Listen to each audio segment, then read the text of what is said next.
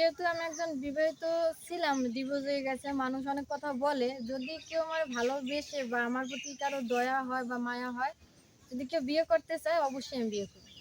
চাকরি করার জন্য। কিন্তু এখন পর্যন্ত কোনো চাকরি যদি আমার হইতেছে না, মানে অনেক দূরে গেছি কিন্তু চাকরি হইতেছে না।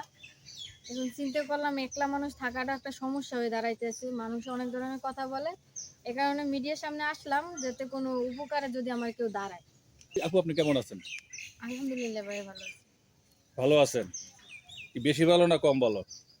মোটামুটি, বেশিও না কমও না। মাঝখানে আটকে রয়েছেন? হ্যাঁ। ছুটাইব কে?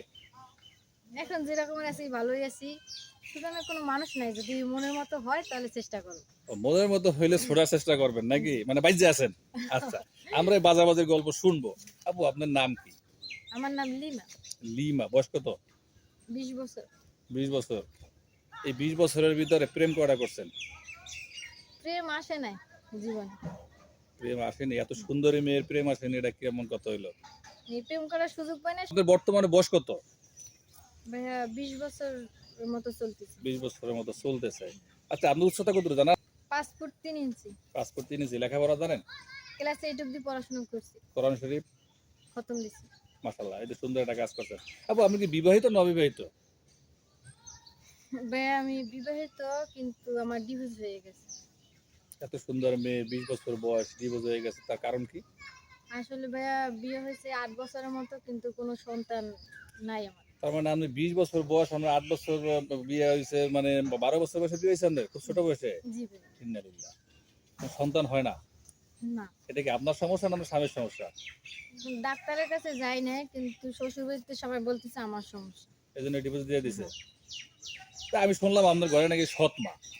তো জি। এখন কি এখন আছেন কোথায়? সৎমার ঘরে আছেন না একা থাকেন কোথাও? না, এখন একাই আছি আমি।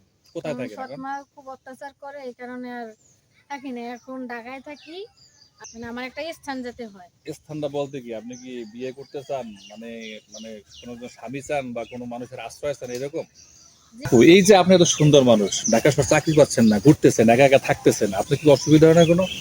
হ্যাঁ ভাই, অবশ্যই অসুবিধা হয়। মানুষ অনেক ধরনের কথা বলে, খারাপ লাগে নিজের কাছে। খারাপ লাগে? জি। এই খারাপ লাগার থেকে কি মিডিয়াতে আসছেন? হ্যাঁ, এই কারণে মিডিয়ার সামনে আসছি, যদি আমার কোনো উপকারে দাঁড়ায়। উপকারে দাঁড়ায়? কিরকম উপকার চান? কোনো জীবন সঙ্গী চান, কোনো একজন হাজবেন্ড চান, এরকম কিছু? কারণ মনে করেন ভাই, আমি একটা মেয়ে মানুষ, ডিভোর্স হয়ে গেছে, মানুষ অনেক কথা বলে। তো যদি সেরকমের কোনো মানুষ পায় মনের মতো, আর আমাকে ভালোবেসে যদি বিয়ে করতেছে, অবশ্যই আমি বিয়ে করব। মানে আপনি বলতে চাচ্ছেন যে আপনার সবকিছু ঘটনা জেনে শুনে বুঝে যদি কেউ আপনাকে বিয়ে করে তাহলে বিয়ে করবে? হ্যাঁ। আচ্ছা, সেই পুরুষটার বয়স কেমন হতে হবে?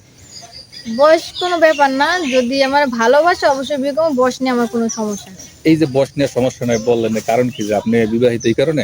জি ভাইয়া, কারণ একটা বিবাহিত মেয়েকে কখনো অল্প বয়সী ছেলে নিতে চায় না।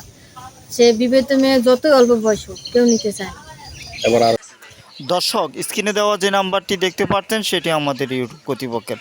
আপনারা যদি আপুটিকে ভালো লেগে থাকে, পছন্দ হয়ে থাকে লিমাকে, তার একটি স্ক্রিনশট মেরে এ নাম্বার ইমো আছে, হোয়াটসঅ্যাপ আছে, পাঠিয়ে দিবেন।